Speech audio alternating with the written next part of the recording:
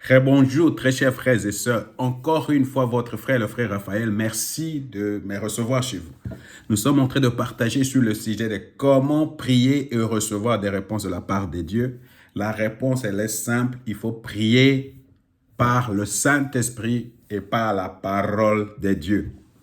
Alors, hier, nous étions en train de parler un peu de ce que toi, tu dois connaître, ou de ce que nous devons connaître sur la prière. Ça, ce sont les choses, les basics. C'est vraiment ça, ce sont les basics. C'est qu'est-ce que nous devons connaître à propos de la prière. Voilà.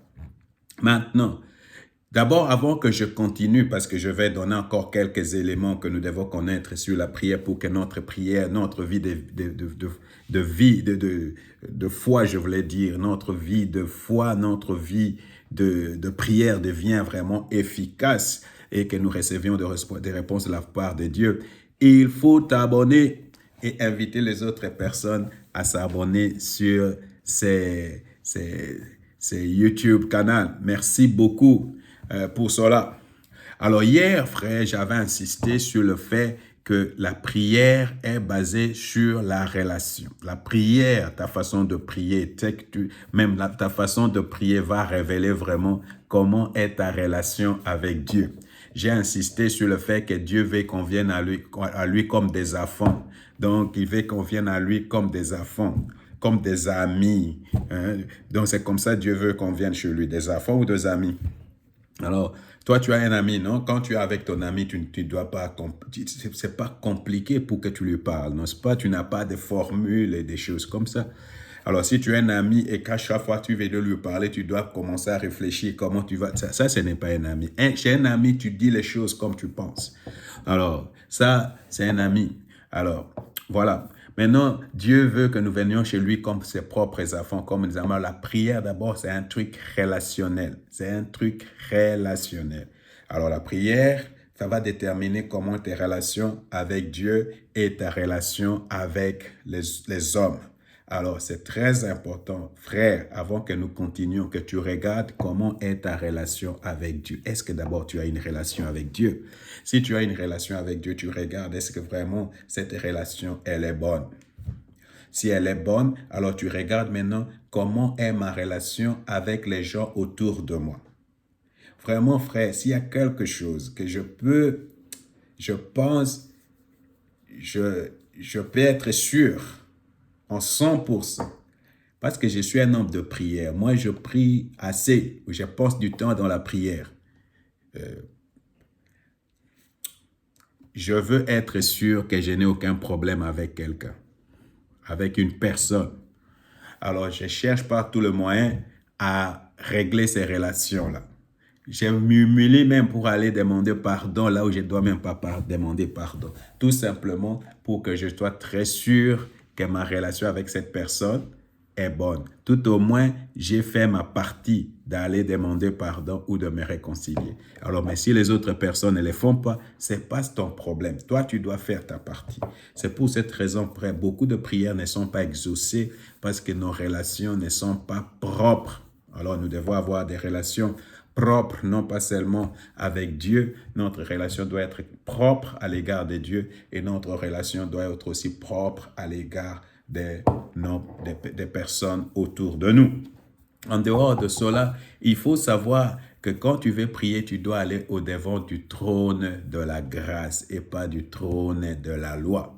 Alors, ce sont des choses tout à fait simples. Mais beaucoup d'entre nous ne comprenons pas que Dieu est un Dieu de grâce.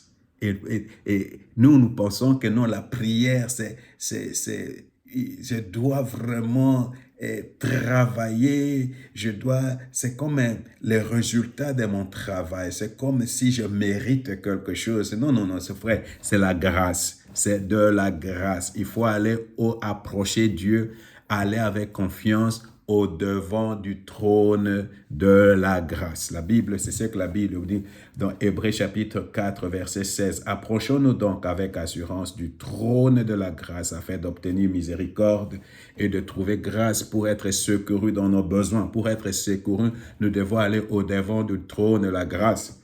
Éphésiens chapitre 3, verset 12.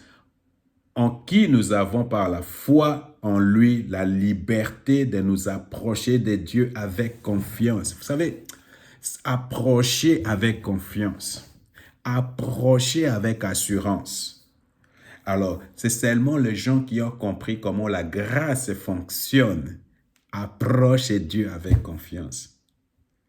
Ce n'est pas parce que je suis bon, ce n'est pas parce que je mérite, ce n'est pas parce que je suis un bon chrétien. Non, je viens par la grâce, ça veut dire j'ai droit d'approcher Dieu à cause de Jésus-Christ, à cause de ce que Jésus a fait pour moi à la croix. Jésus a porté tous mes péchés à la croix.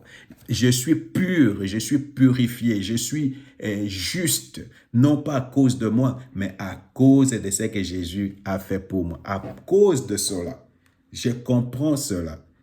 Mon cœur même déborde de joie, de remerciement, de reconnaissance et j'approche Dieu avec assurance. Alors, si quelqu'un n'est pas dans sa prière, n'approche pas Dieu avec assurance, il ne faut pas attendre que tu reçoives de Dieu quelque chose. C'est clair, hein? Alors, Hébreux chapitre 11, verset 6. Or, sans la foi, il est impossible de lui être agréable, car celui qui approche de Dieu doit croire qu'il existe et qu'il récompense ceux qui tournent vers lui. Dieu ne récompense pas les gens qui ne pensent pas qu'il va faire quelque chose pour eux, qui ne l'approchent pas par foi. Si tu veux devenir agréable à Dieu, tu dois approcher Dieu par la foi. Alors, ce sont deux choses, la grâce et la foi. Comment nous sommes sauvés? Nous sommes sauvés au moyen de la grâce et de la foi. La grâce, Dieu a tout fait. Dieu, il n'y a plus rien que tu peux faire pour convaincre Dieu. Il n'y a plus rien que tu peux faire. Jésus a tout fait. Maintenant, je dois accepter et recevoir cela par la foi. Et c'est comme ça que j'avance avec assurance devant Dieu, parce que je sais, il n'y a plus rien que je peux faire en dehors de croire à ce que Jésus a fait pour moi. Alors maintenant, dans Jacques chapitre 1, verset 5, ah oui, la Bible dit, « Si l'un de vous manque de sagesse, qu'il la demande à Dieu, qu'il la lui donnera, car il donne à tous généreusement et sans faire des reproches. » Alors, si tu vas à Dieu et ton cœur est rempli de reproches, tu te sens mal à l'aise d'entrer dans la présence de Dieu.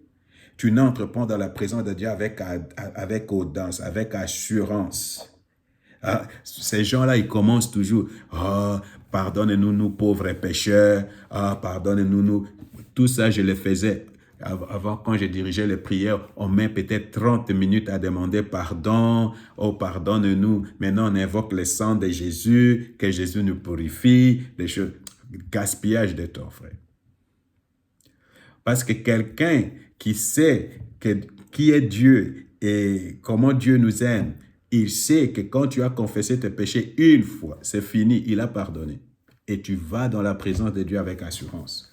Alors, il faut cependant qu'il la demande avec foi, sans douter, car celui qui doute ressemble aux vagues de la mer agitée et soulevée par les vents. Qu'une telle personne je veux le dire, qu'un tel homme ne s'imagine pas d'obtenir quoi que ce soit du Seigneur. Son cœur est partagé, il est constant dans toutes ses entreprises. Si tu es constant avec un cœur partagé, tu ne pourras pas recevoir de la part de Dieu.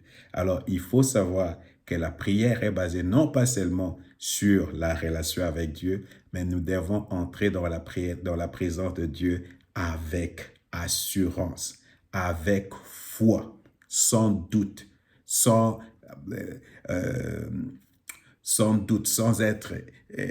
reproche, sans être partagé intérieurement, mais tu viens avec assurance. Et quand tu pries comme ça, frère, tu vas recevoir des réponses à ta prière. Que le Seigneur te bénisse.